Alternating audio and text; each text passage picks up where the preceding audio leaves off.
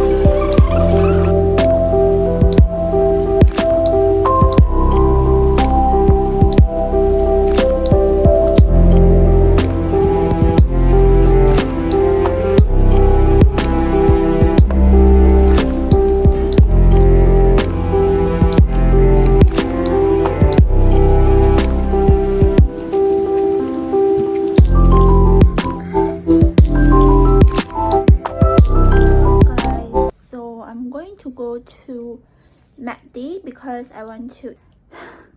And it's literally so cold, guys. As not person who come from the fall season, it's really cold today. So I wear like this a coat, and I just finished studying and I'm going to go to McDonald. So let's go. And they have this new menu that I really want to try, and yeah, let's go.